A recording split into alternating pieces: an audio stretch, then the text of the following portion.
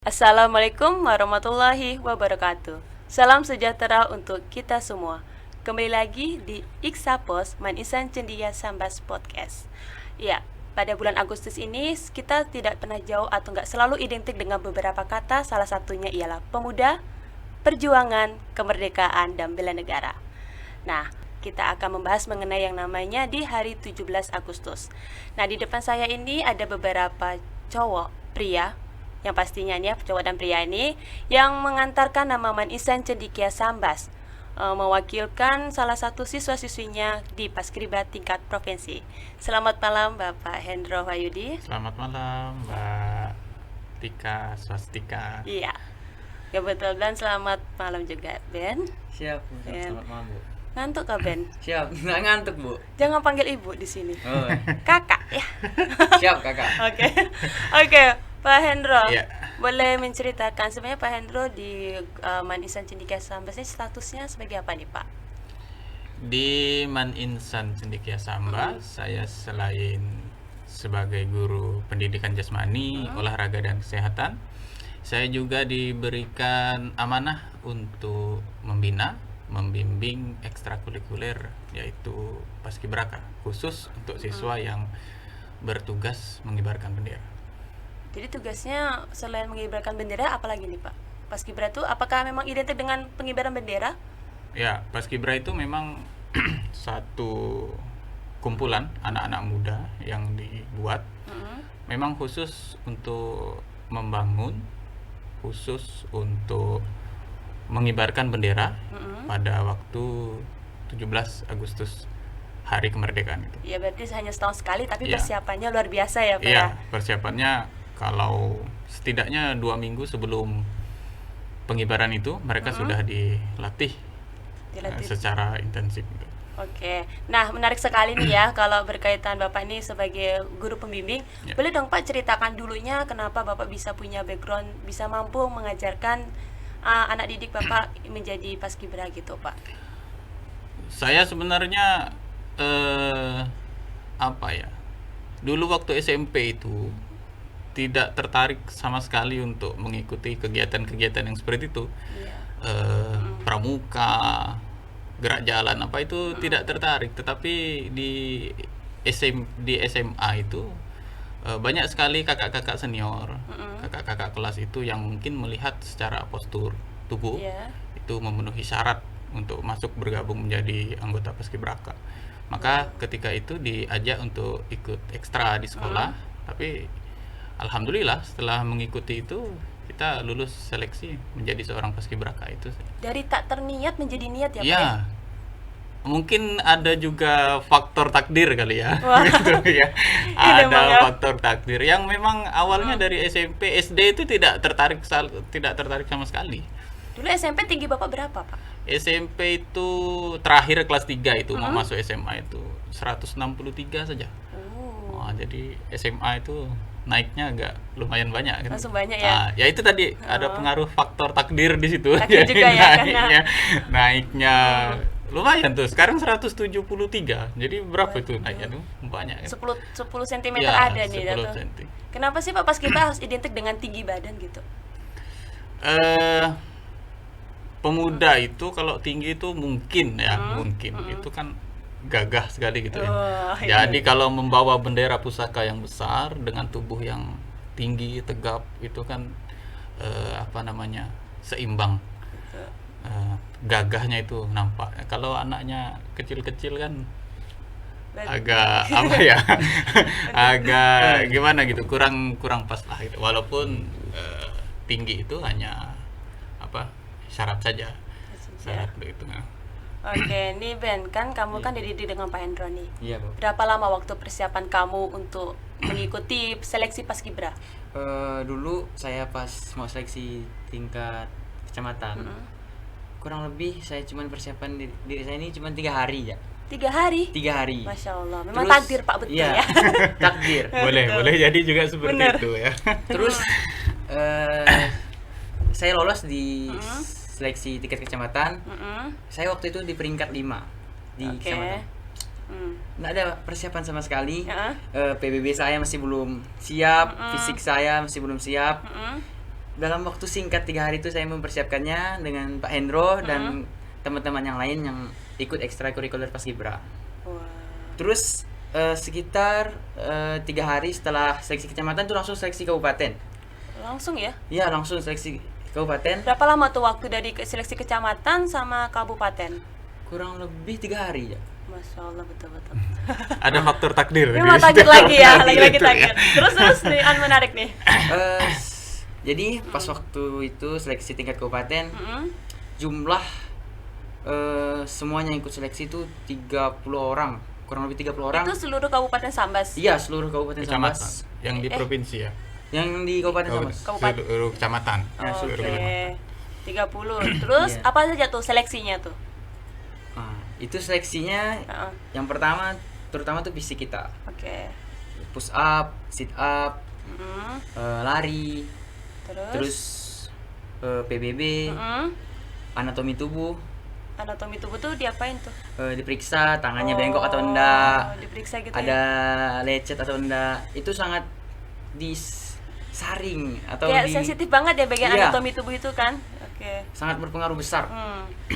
Ada juga kadang badannya yang tinggi Iya. tapi bahunya tuh miring. Nah, itu enggak bisa juga. Itu memang harus benar-benar sempurna dia tuh, Kak. Memang banget sempurna ya. Setelah itu, setelah di seleksi fisik, apa lagi yang diseleksi? Setelah diseleksi fisik tuh udah kan seleksi PBB juga udah kan selesai. Jadi seksi itu buta warna, seksi buta warna, Kesehatannya. kesehatan. Mm-mm. Terus tes Iya. rabun mata. Oke. Kayak intinya tuh kayak seleksi sama tuh apa? Seksi apa lagi kalau saya buta warna gitu? Kamu tuh jangan grogi, coba tenang dulu, tenang. Oke, tenang. Nah, silakan coba ngomong. Oke. Apa? Seleksi buta warna apa lagi? Fisik sudah. Fisik sudah, tes mata. Kesehatan. Tes mata tuh kayak termasuk gini sih, juga. tutup mata jauh terus Iya, kita lihat gitu kesehatan. kan. Kesehatan terus apa lagi? Udah itu ya. Itu aja. PBB itulah. PBB tadi. Wow. Terus pengumumannya berapa lama dari kamu tes seleksi nih tingkat kabupaten ya? Iya. Ke saat pengumuman kamu bisa lolos ke provinsi gitu. Setelah seleksi langsung diumumkan. Langsung hari itu juga. Iya, langsung. Wow. Dan kamu di peringkat keberapa? Saya waktu itu di peringkat pertama. Itu hanya memang pertama aja kayak diwakilkan langsung ke provinsi atau peringkat 1 2 3? Peringkat yang waktu itu yang dikirim ke provinsi cuman peringkat 1 ya. Satu aja. Putra dan 1 putri, sepasang. Sepasang. Apa perasaan kamu? Sangat bangga sekali. Yang pertama kali yang kamu ingat saat ditama Adiansa Beben Saputra, siapa lah orang pertama kali yang kamu ingat di pikiran kamu? Yang pertama Iya. yang saya ingat orang tua saya. Orang tua saya. Terus guru saya yang membina saya Mm-mm. dan teman-teman saya yang membantu. Oke. Gimana ya? Dulu tuh saya tuh memang enggak tahu sama sekali PBB, hancur. Sampai-sampai waktu itu saya pernah latihan di sekolah. Saya ditertawain sama teman-teman saya karena saya tuh benar-benar enggak tahu dari dasar. Karena saya SMP enggak pernah ikut Paskibra. Tapi kan pramuka kan ikut kan? Enggak ada pramuka saya SMP. SD nggak ikut pramuka? SD ada. Pengalaman saya cuma SD. Kan Itu PBB kan SD di pramuka SD kan ada. Lupa kali ya. Masa ada Kan kanan ada, ada kiri Pak, lupa? pramuka. Tapi pengalaman saya itu cuma SD. SD. SD itu kelas 5 ya. Kelas 6 enggak ada lagi. Oh, cuma satu berapa kali? Iya. Terus SMP nggak ikut kegiatan Nggak apapun? ada. Pasif ya? Iya. Kok bisa SMA ikut Paskibra siapa yang yang inisiatif kah, ada suruhan kah, atau tiba-tiba tergerak? Jadi dulu tuh saya enggak ada niat untuk ikuti ekstrakurikuler Paskibra. Ngikutin jejak saya. Tidak ada niat Enggak. katanya. Kan takdir lagi. Jadi dulu saya memang enggak ada niat sama sekali, sama seperti Pak Hendro kisahnya tadi itu. Sama. Anak sama bapak sama ya. Ya takdir itu utama menentukan gitu kan. Iya. Nah, jadi waktu itu mama saya nyuruh saya untuk ikut ekstrakurikuler Paskibra. Awal-awalnya itu saya di Man Insan Cendekia Sambas ini mengikuti ekstrakurikuler futsal. Terus mama saya itu enggak setuju. Alasannya? Karena gini, dia pernah ngomong sama saya. Kalau kamu mau daftar polisi, kamu ikut ekstrakurikuler Paskibra, karena kalau kamu ikut ekstrakurikuler Ekskul aja, singkat aja dah. ekskul Dah. ekskul masuk polisi tuh dipermudah. Iya, apalagi kamu sudah ada sertifikat kan? Iya. Insya Allah jalan menuju itu bisa lah. Emang ada cita-cita pengen jadi polisi? Iya, saya ingin jadi polisi. Alasannya? Alasannya yang Apa? pertama tuh saya ingin mengikuti jejak bapak saya. Oh, nggak mau coba akmil? Saya sih mau coba akpol sebenarnya. Akpol aja, akpol. Ya coba dulu yang tertinggi dulu, biar nanti setidaknya kalaupun nggak masuk masih ada harapan polisi gitu. Iya, Yang insya Allah. tertinggi, mantap. Pak Hendro, Ya. kembali lagi nih masa Paskibra. Pak Hendro masuk di Manisan Cendekia Sambas tahun berapa? Menjadi guru di IC Jadi kita. guru di Insan Cendekia itu Juli 2017. Berarti udah 4 tahun ya, udah berjalan 4 tahun kita kurang nih. lebih 4 tahun Oke. ya. Nah, bisa Bapak ceritakan bagaimana perjuangannya tuh kayak bisa mengharumkan atau enggak mewakilkan siswa-siswi IC ke Paskibra dari tingkat kecamatan, kabupaten hingga provinsi gitu, Pak. Enak-enak susah ya. Enak-enak. Adanya gampang-gampang susah ini. Ya, ini kalau Mani IC itu kan 2016 ada kan? Ada ya. 2016 ada, kemudian 2017 ada angkatan 2. Iya. 2017 itu ekstrakurikuler Paskib itu sudah dibuka di situ. Iya. Sudah dibuka dan saya ditunjuk untuk membina anak-anak. Iya. Nah, membina anak-anak yang katakanlah sekolah baru dengan karakter anak yang berbeda-beda, dan anak-anak pun waktu itu yang seperti dikatakan Beben tadi, untuk PBB itu tidak terlalu banyak yang mengerti tentang itu. Nah, ketika waktu itu saya menjadi pelatih pembina, itu banyak sekali yang tertarik dengan ekstra itu. Dan PR berat saya adalah bagaimana anak-anak itu bisa menguasai PBB dengan baik, Iya. dengan dengan kemampuan yang kalau kita ibaratkan anak itu belum bisa membaca, kita ajarin dulu ini huruf A, ini huruf B, ini huruf C, begitulah awalnya mengenalkan PBB dengan anak-anak.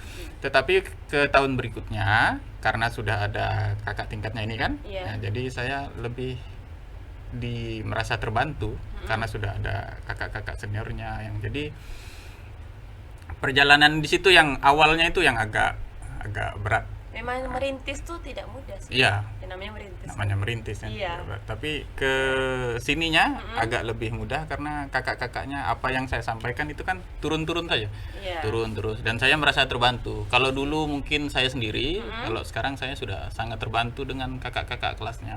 Jadi kadang itu kalau di lapangan materinya ini ya disampaikan. Nanti di akhir latihan ya, saya pantau ini. Tinggal pantau saja sampai kemana tadi yang sudah disampaikan kakak-kakaknya. Oke. Nah, itu. Berarti udah 4 tahun. Prestasinya apa saja, Pak?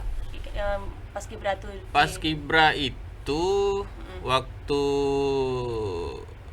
Kejaksaan Negeri Sambas ini mengadakan lomba PBB, itu kalau tidak salah ranking 2 Kabupaten Landak. Sekabupaten Sambas. Saya ingat kampung halaman nih, Landak nih, jadi terbawa-bawa gitu kan.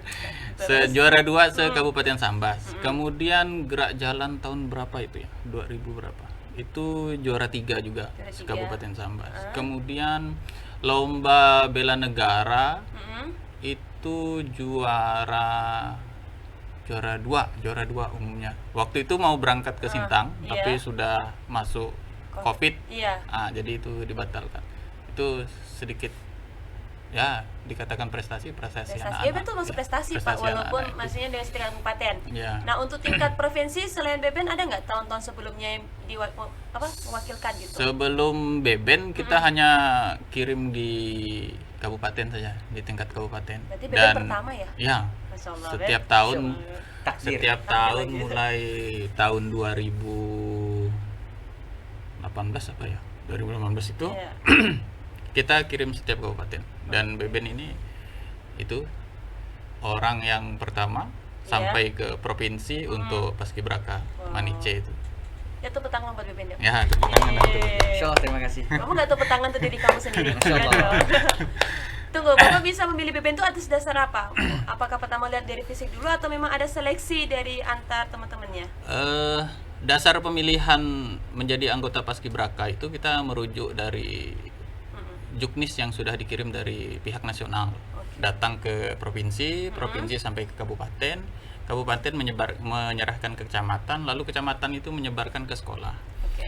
Nah, juknis itu kita pakai nih, putranya tingginya sekian minimal, putrinya sekian. Nah, itu jadi bahan rujukan kita. Jadi anak-anak kita yang tingginya di atas rata-rata, Iya. tentu dengan bekal PBB yang baik, dengan fisik yang baik, nah itu kita pilih untuk mengikuti seleksi di kecamatan dulu. Iya. Nah, nanti di kecamatan itu disaring lagi sama mereka panitia di kecamatan.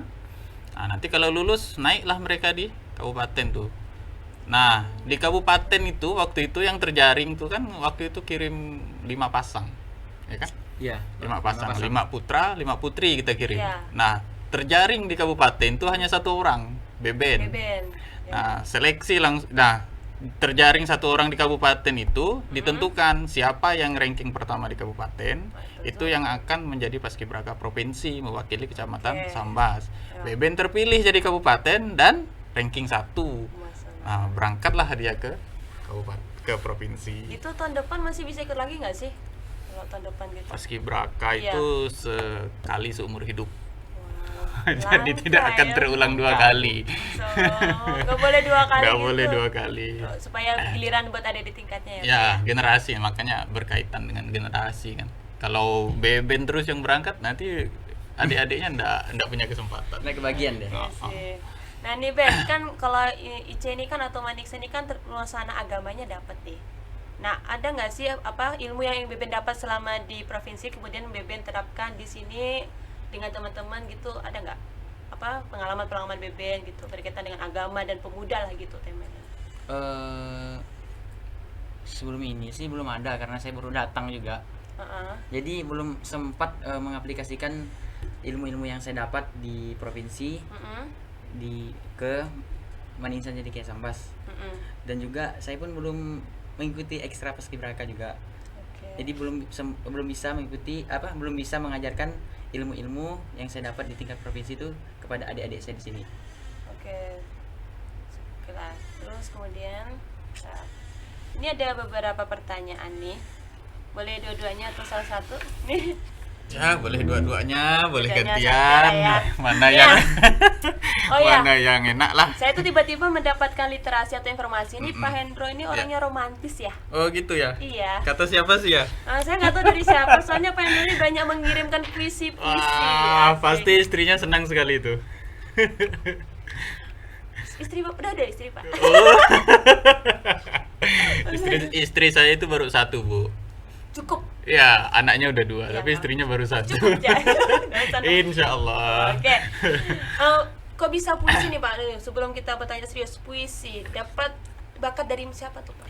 Puisi itu tuh memang hobi Bapak? Puisi itu Iya. hobi ya, menurut saya sih hobi. Hobi. Maka Mm-mm. maka tidak tidak bisa menjadi guru bahasa Indonesia. Tapi Karena- lu ingin guru bahasa Indonesia ya? Karena hanya hobi saja di situ, di satu bidang itu saja. Heeh. Maka dan hobi itu kalau terus-terus ditulis dia bisa jadi profesional nanti. Berapa banyak karya Bapak puisi ini? Kalau di buku yang saya buat itu ada 50. Masya Allah. Itu yang tertulis itu yang tertulis di buku. Iya. Ada yang tidak saya masukkan. Kenapa nggak dibuat satu buku gitu aja Pak? Biayanya mahal buat buku tuh. Ya maksudnya dengan ikut-ikut lomba-lomba gitu maksudnya. Saya pilih yang terbaik dari karya saya, Mm-mm. maka saya bukukan. Mm-mm. Untuk yang pertama untuk saya ya hiburan saja untuk saya. Proses pembuatannya berapa lama? Kalau buku itu buat puisinya atau dibukukan? Puisinya lah Pak. Kalau Ah. puisi itu sebulan tak sampai 50 puisi itu sebulan tak sampai. Nah, berarti satu hari buat berapa Pak? Bisa 2, bisa 3, bisa Emang sehari. Orang pro itu memang gini ya, nggak usah Pro, mikir-mikir Nggak gitu sampai. kan. Nah. Ya, untuk yang agak lama itu kan proses pembuatan buku. Oke. Saya kalau buat puisi kalau lagi galau dulu sih. Beneran, Eh, biar dapat melo-melonya. itu gini Mbak, itu modal awalnya memang galau. Oh, Gitu kan, modal iya. awalnya galau, ini salah, begitu salah, jadi mau marah juga ngapain gitu Iya. kan, tuliskan aja. Berarti sesuai dengan Tuliskan. hati lah ini. Ya. Perasaan kita pada saat itu kan. Tapi kebanyakan sih melo sih rata-rata puisi itu. Kalau saya, kalau dulu diawali dengan galau, Iya. tapi karena sudah tertata, kan keseringan nulis itu ya. Iya. Jadi tertata dalam bentuk apa saja itu insya Allah bisa tertulis. Jadi kalau mau bikin, ada tuh saya buat salah satu judulnya itu kan surat untuk presiden gitu kan. Ya, Mas Nah Bro. itu isinya ya tentang rakyat yang menyampaikan suaranya untuk presiden. Nah, Tersampaikan enggak? Insya Allah sih sampai, Insya tapi enggak tahu Allah. didengar atau enggak ya. Itu dia sampaikan ya. Nah, itu saya sampaikan. Itu sih Oke. hobi saja. Itu. Hobi aja ya. Ah, ah. Kalau Beben hobinya apa? Hobi saya bermain futsal. Futsal. Iya, Sampai saat ini masih main futsal. masih. Dulu dari SD itu hobinya apa? Masih nggak ada cita-cita dari SD? Ah, Nih. dulu pas TK, Mm-mm. cita-cita saya tuh ingin jadi pilot. Oke, karena banyak yang kecil. Terus Orang tua saya tuh nggak setuju. karena Ya, sama tadi. karena banyak insiden gitulah ya. Iya, banyak Begitu insiden. tuh. Terus setelah itu SMP berubah cita-cita Pas jadi SD sih berubahnya. SD. Langsung ingin jadi polisi. Polisi. Sosok siapa sih yang kau bisa melihat? Aku pengen jadi polisi gitu. Ayah. Ayah Selain saya. ayah, biasanya kan dapat dari orang sekitar. Dulu kenapa harus pilot dulu pilihan pertama, baru polisi pilihan kedua? Karena dulu tuh saya suka yang terbang-terbang. Iya, Kan fly. saya suka yang terbang-terbang. Jadi Heeh. saya termotivasi untuk menjadi seorang pilot. Pilot. Terus karena kata ibu jangan. Keluarga saya semuanya tuh nggak setuju saya ingin jadi pilot. Padahal cita-cita loh, Nanti takdirnya pesawatnya. Oh gitu, takut lagi takdir. Oke.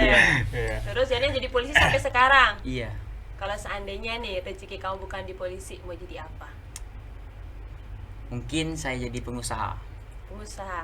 Oh, apa di bayangan kira itu usahanya? Wah mantep nih. Nah mau ini kan mencoba kayak perguruan tinggi kah atau enggak sekolah ilmu tinggi gitu? Kalau untuk masuk perguruan tinggi itu untuk sekarang saya belum ada sih. Oke. Karena beberapa faktor kah? Belum ada niat. Oh belum ada niat dikira faktor yang lain. Susah ya. Niatnya memang jadi Niatnya. polisi ya. Iya. Kan masih bisa kan apa IPDN bisa gitu. Bisa. Iya maksudnya Intinya tuh berkaitan dengan kedinasan. Iya gitu maksudnya. Hmm. Maksudnya udah punya sertifikat profesi saya nggak Ya. dipakai. Itu dimanfaatkan banget ya. Oke. Ini ada beberapa pertanyaan tadi malah kepotong. Nih, Pak Hendro, sebagai seorang guru nih selain mengajar, Ya. apa yang benar-benar perlu dilakukan nih Pak untuk mempersiapkan pemuda yang tangguh di masa depan? Apakah harus ikut paskibra?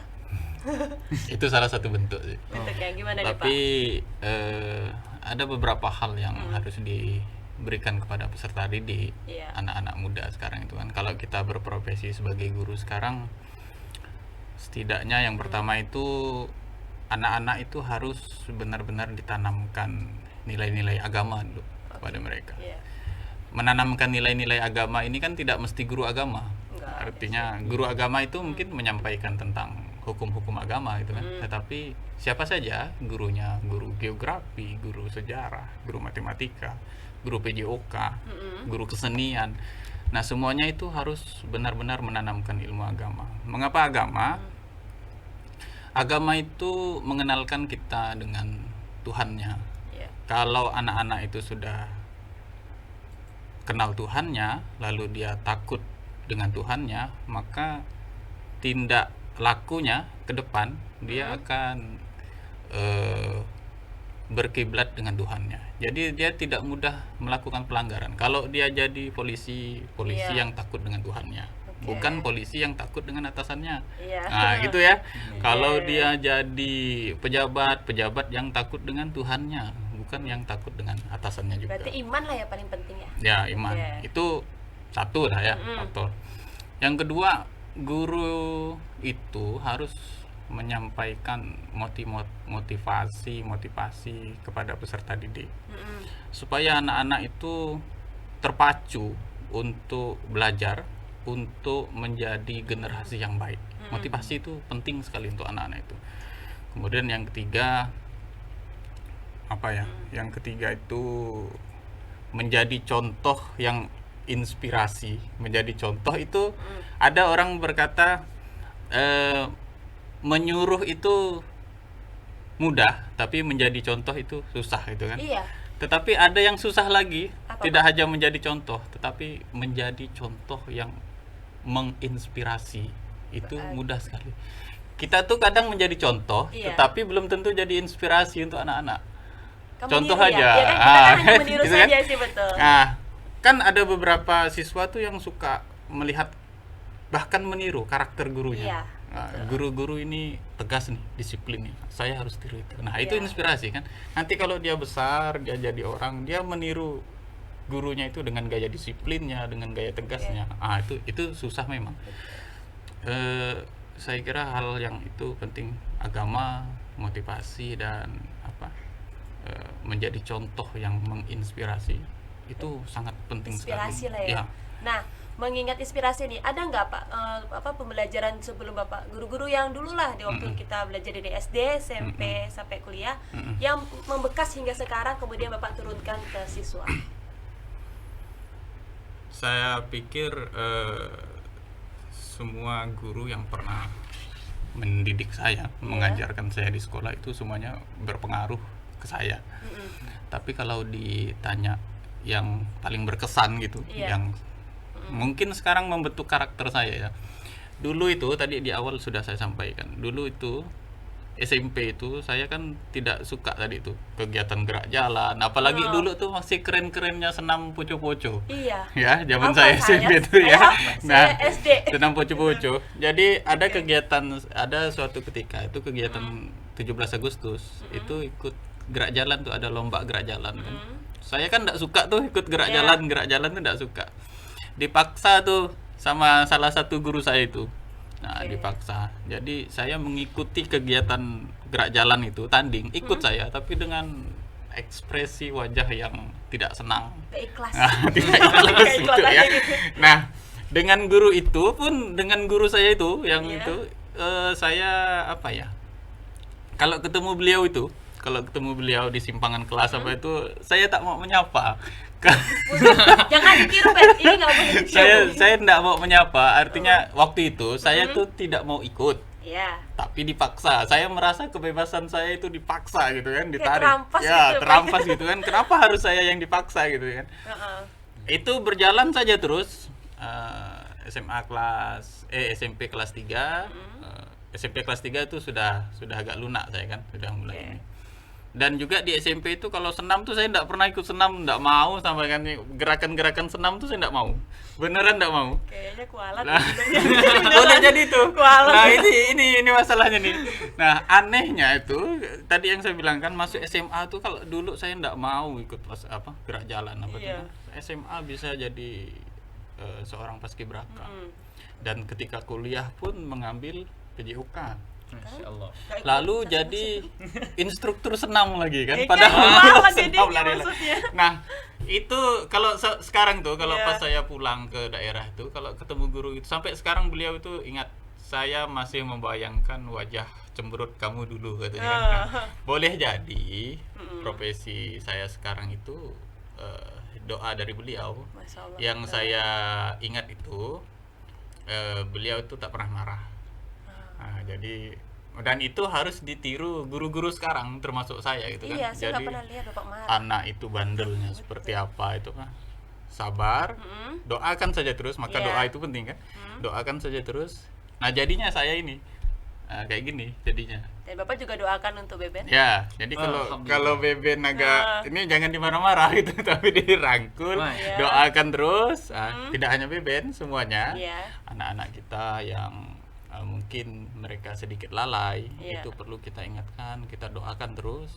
Tidak tahu kita siapa di antara mereka nanti yang menjadi pejabat, bahkan mungkin ada yang jadi presiden nantinya. Boleh jadi kan, kita tidak tahu siapa Tidak kan. tahu. Mungkin ada yang dari binaan kita menjadi presiden, dia ingat, wah ini guru PJOK-nya, Ya, seperti Bapak ini guru sebelumnya kan. keseniannya. Iya, kan. Seperti itulah kira-kira. Itu sangat berkesan sekali sampai sekarang. Oke, nah selanjutnya nih untuk Beben. Oke, Saya minum dulu ya. Oh boleh. Tidak ada lanjutnya. Nih Ben, oke. Iya. Ben, jika dulu para pemuda berjuang untuk meraih kemerdekaan, keringat dan bahkan nyawa rela berkorban, dan sekarang kita menikmati apa yang diperjuangkan oleh para pemuda di masa lalu nih. Beben kan sudah berjuang, pas mengantarkan Beben nih, mewakilkan Man Isan Cendekia Sambas tingkat provinsi. Ada kaitannya kan, keringat, perjuangan, lelah nih. Nah, menurut Beben, apa yang harus dilakukan nih oleh pemuda saat ini untuk mengisi kemerdekaan? Baik. Menurut saya cara yang terbaik untuk mengisi kemerdekaan pada saat ini, terutama saya ya, Iya. sebagai pelajar, dengan mengembangkan sikap semangat dalam proses pembelajaran dan peningkatan rasa nasionalisme. Maka yang dapat saya lakukan adalah menjalankan amanah sebagai pelajar untuk meningkatkan kualitas ilmu pengetahuan dengan cara belajar bersungguh-sungguh. Yang mana yang dapat kita ketahui, apabila kita telah belajar bersungguh-sungguh, berarti kita telah ikut serta dalam proses pertahanan negara dan menjadi penerus generasi bangsa yang memiliki kualitas sikap dan ilmu pengetahuan. Itu. Berarti Beben mewakilkan nih tingkat ke provinsi ini udah masuk bagian dari yang Beben sebutkan ya? Insya Allah. Insya Allah, salah nih. Nah kemudian nih Ben, seberapa penting sih peranannya untuk agama, negara gitu? Menurut saya sangatlah penting, terutama sebagai salah satu generasi penerus bangsa yang akan melanjutkan generasi-generasi sebelumnya untuk proses pembangunan negara serta pertahanan agama dan negara. Sebagaimana kata Bung Karno. Bung Karno, kenapa Bung Karno? Presiden Republik Indonesia. Semangat nih. Semangat. Wah, terus oke. Bung Karno pernah berkata, Ya. berilah aku 10 pemuda, maka akan kuguncangkan dunia. Kamu berapa pemuda? Saya 1. Tapi Oke. pemuda banyak, bukan saya sendiri. Iya. Jadi hal tersebut menunjukkan pentingnya peranan pemuda dalam proses pengembangan dan pembangunan negara, karena para pemuda nih pada dasarnya jiwanya tuh sangat membara, semangatnya sangat membara. Saking semangatnya Oh. sulit saya kontrol tuh. Itulah kira-kira. Oke, nah harapan Beben nih buat adik-adik tingkat supaya bisa mengikuti jejak Beben nih, gimana nih? Dulu nanti setelah Beben baru Pak Hendro. Harapan supaya mereka tuh bisa mengikuti jejak Beben tuh. Nah, Harapan saya supaya mengikuti jejak saya ini. iya, supaya bisa mewakilkan lagi siapa tahu tingkat nasional kan? Nah, Amin ya Allah. Amin betul. Amin. Makanya apa tuh Ya. tipsnya? Harapan. Tipsnya tuh intinya yang pertama tuh harapan saya tuh dia tuh selalu berdoa. Mm-mm. Intinya tuh doa. Kemudian tuh niatnya juga. Iya. Paling awal tuh niat lah. Paling penting tuh niatnya dulu. Buktinya aja nggak ada takdir. Ya itu takdir yang diawali niat atau niat yang diawali takdir ya. Jadinya kan gitu. Itu Berawal banyak dari gitu. pemaksaan jadinya takdir. Iya. Oke, berawal apa dulu nih? Kalau saya nih, Iya. niat. Ya dulu ya harus Iya. ya. Terus Niat. Kemudian ridho dari orang tua itu sangat penting. Iya. Nah, terus semangat. Percuma kalau dia tuh latihan, Mm-mm. tapi tidak semangat tuh percuma. Iya sih. Cuman apa ya? Kayak dia latihan tuh, udah ikut latihan, tapi tidak semangat. Nggak, dan juga dia tuh tidak mengamalkan ilmu yang telah dia dapat. Mm-mm. Dan dia tuh tidak mengajarkan kepada kayak adik-adik kelasnya. Dia tuh tidak mengajarkan ilmu-ilmu tersebut. Oke. Jadi ilmu tersebut pun tidak menjadi berkah. Betul. Jadi tujuan Kayak Pak Hendro, dia Apa? dapat dari gurunya, terus dia dia mengajarkan kepada anak muridnya, terus anak muridnya mengajarkan kepada yang lain. Oh, Jadi kayak jadi amal jariah. Mm-mm. Nah, Terus apa lagi? terus motivasi. Oke. Motivasi sangat penting. Mungkin itu saja dari saya. Jadi nah kalau untuk Tips Pak Hendro nih, tips nih supaya nanti calon-calon atau enggak yang menonton ini punya semangat nih. Oh saya mau ikut Paskibra nih nanti ada kesempatan di lain waktu. Apa nih? Tips dan harapan mereka yang harus paling utama. Yang jelas tips itu juga harus harus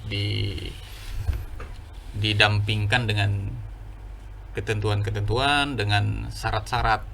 Kalau tipsnya hanya latihan tetapi tidak memenuhi syarat di dalam juknis itu juga tidak bisa juga, gitu kan. Nah, seumpama juknisnya persyaratannya putra seumpama 170 minimal seumpama, maka kita ambil yang di atas itu. Nah, tipsnya ya kita latihan, ikhtiar semaksimal mungkin, sama doa semaksimal mungkin, badan anatomi tubuh bagus, kesehatan bagus. Itu saja, terus latihan saja. Dan saya tuh ingat ada teman saya tuh bilang,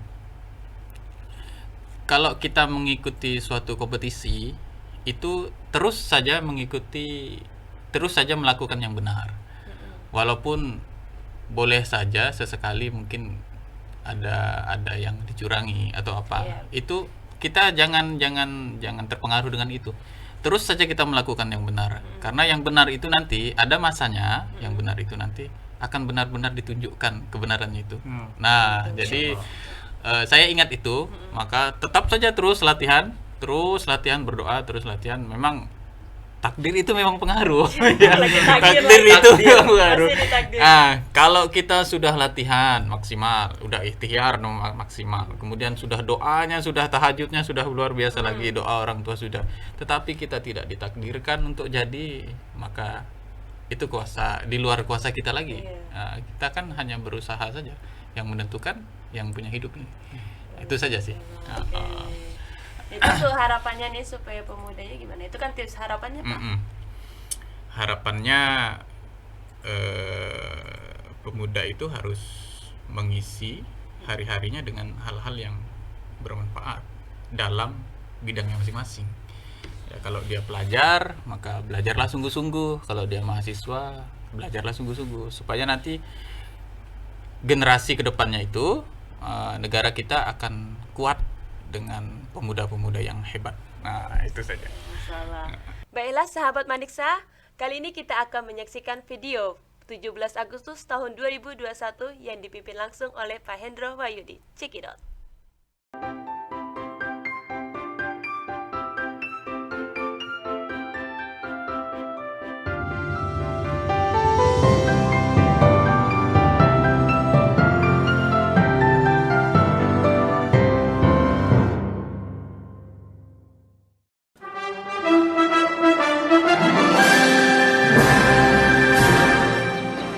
Proklamasi kami, bangsa Indonesia, dengan ini menyatakan kemerdekaan Indonesia.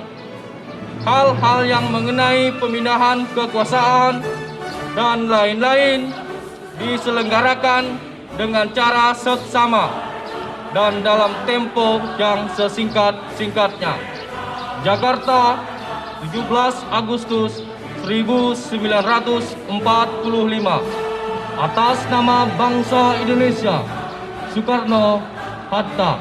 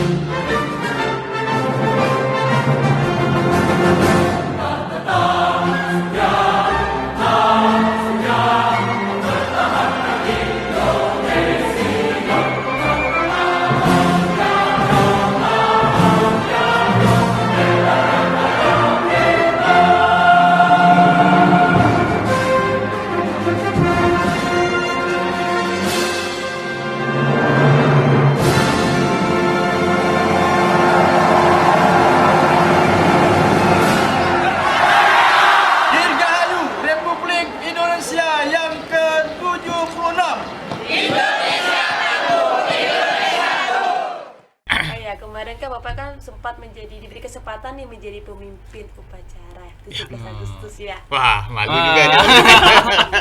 Wah, di depan bekerja di depan siswa itu tidak mudah ternyata ya. Emang Bapak ini kan sangat mengajarkan gitu Iya, ya kan. betul, Sekali betul. itu perasaan Bapak gimana? Saya tuh ini pertama kali, Iya. saya tak tahu mau jadi yang terakhir atau tidak ya. Enggak, di tahun depan ada lagi lah ya. Ya, Betul. maksudnya bertugas di depan siswa itu memancing adrenalin tersendiri menurut saya. Selama ini kan saya hanya mengarahkan ya, siapapun siswa saya yang mau jadi komandan nih, saya mengarahkan. Kamu hadapnya begini, nanti langkah tegapnya begini, sikap tegap dan lain sebagainya. Nah, ketika semua itu yang saya sampaikan ke siswa, lalu saya sendiri yang melakukannya, kan kalau anak-anak itu kan diarahkan. Iya. Ada yang mengatur, Betul. ada yang membimbing. Kalau saya kan tidak ada yang membimbing. Itu susah sekali. Dan gini Mbak ya, guru itu apa ya? Kalau kita memerintah, itu tadi yang saya bilang, kalau kita memerintah itu lebih mudah. Kamu hadapnya ke sini ya, hadapnya. Nah, ketika kita tampil menjadi contoh, kemudian ditonton, anak-anak itu kan seolah-olah nih ya, dia berkata, aku mau lihat loh guru aku nih, bisa nggak dia tampil? Nah, seolah-olah itu yang menjadi apa namanya, menjadi beban tersendiri. Jadi saya tuh punya mengambil kesimpulan kemarin itu, ternyata tampil di depan siswa itu ternyata gejolaknya lebih berat kalau kita tampil di depan pejabat. Nah ya, benar, di depan siswa itu. Lebih besar gejolaknya ya. Ya, lebih besar. Kalau di depan pejabat itu kayaknya sudah memang umumnya begitu Iya, kan, umumnya benar. begitu. Tapi tampil di depan siswa sendiri itu tidak mudah. Kayak Beben tampil di depan para pejabat ya. Iya. Ini langsung ngelangkain nih Iya. langsung pejabat langsung nih. Betul. Nah, kalau saya kan udah duluan. Udah duluan Udah jadinya. duluan. Senior. Senior Gus. Oke. Gitu kira-kira. Baiklah. Nah, demikianlah nih hasil pembicaraan kita nih sesuai dengan tema Pemuda sebagai Benteng Agama dan Negara. Dan jangan lupa untuk like, subscribe, and comment supaya kita terus untuk semangat mengupload beberapa video ke depannya. Saya tutup, billahi taufik walhidayah. Wassalamualaikum warahmatullahi wabarakatuh.